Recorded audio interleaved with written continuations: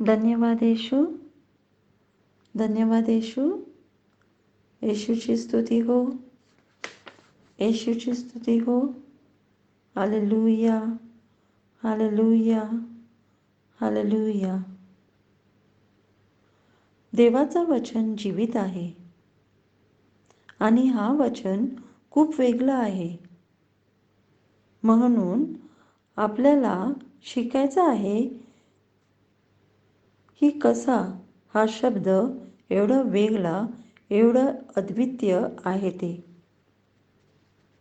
आता हे वचन, हे शब्द आपल्याला देवाचा स्वभाव सांगतो. आपण ते पवित्र पुस्तकामध्ये पण बघू शकतो. स्तोत्रसंहिता अध्याय 33 आणि वचन 36. त्याच्यात लिहिलं आहे, परमेश्वराने आज्ञा केली आणि जगाची निर्मिती झाली. देवाच्या तोंडातल्या श्वासाने पृथ्वीवरील सगळ्या गोष्ट निर्माण झाल्या.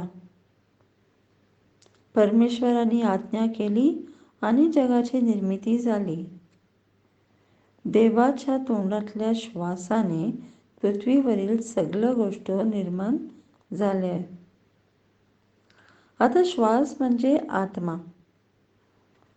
तर आपण बघतो की देवाच्या शब्दानुसार आत्माने स्वर्ग निर्माण केलाय. म्हणजे त्यांचं खूप खूप जवळचा नाता आहे शब्दात आणि देवाच्या आत्म्यात. आणि ही दोघं मिळून एकत्र काम करतात आणि हे दोन्ही प्रचंड ताकदवर आहे, कारण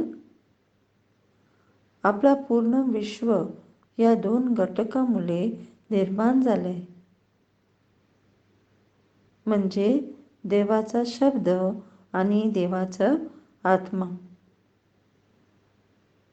देवाचा शब्द आणि देवाची आत्मा. देवाचा शब्द आणि देवाचा आत्मा. तर स्वर्ग आणि पूर्ण स्वर्गमंडल निर्माण झालंय. तर आपल्याला समजून येतं की शब्द आणि आत्मा यांचं किती जवळचा नाता आहे. आपण बायबलमध्ये सर्वात अगोदर पाहतो की देवाचा आत्मा पाण्यावर पाकर घालीत होता. उत्पत्ती अध्याय 1 वचन 2 मध्ये आपण वाचतो की सुरुवातीला पृथ्वी पूर्णपणे रिकामी होती. पृथ्वीवर काहीही नव्हते. अंधाराने जळशय झाकलेले होते आणि देवाचा आत्मा पाण्यावर पाकर घालीत होता. आता देवाने पहिलं फक्त अंधकार बघितले आणि त्यांच्या तोंडातनं शब्द बाहेर आले, प्रकाश हो. आता आपल्याला माहीत आहे देवाचा आत्मा पाणीवर पाकर घालीत होता, पण काय झालं नाही. पण जेव्हाने एक शब्द त्यांच्या तोंडातून बाहेर काढलं आणि तेव्हा प्रकाश निर्माण झाले. म्हणजे ते निर्माण करणारा तत्व शब्द आणि आत्मा यांच्यात आहे. जेव्हा आपण देवाचा वचनाला स्वीकारतो तेव्हा आपल्याला देवासारखे पुनर्निर्माण करायचे ताकद मिळतो. परत जेव्हा आपण देवाचा वचनाला स्वीकारतो तेव्हा आपल्याला देवासारखे पूर्ण निर्माण करायचं ताकद मिळतो. देवासारखे हे दोन तत्व जेव्हा आपल्यात आहेत आता, तर आपल्याला विश्वासाने सगळं प्राप्त होणार. कारण देवाचा शब्द कधीही हारत नाही, तो कधीही वाया जात नाही. आणि तेच आपण यशाया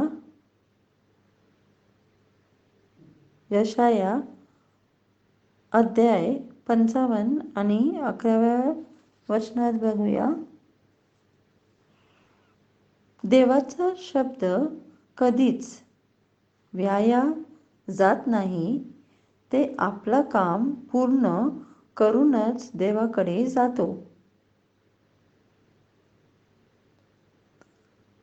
तर फ्रेंड्स, देव आम्हाला एकच गोष्ट विचारतो, काय तुम्ही तयार आहात का माझ्या वचनावर उभं राहायला? आणि तुमच्या तोंडातनं ती वचने उच्चारायला. आणि तुम्ही बघाल की ते शब्द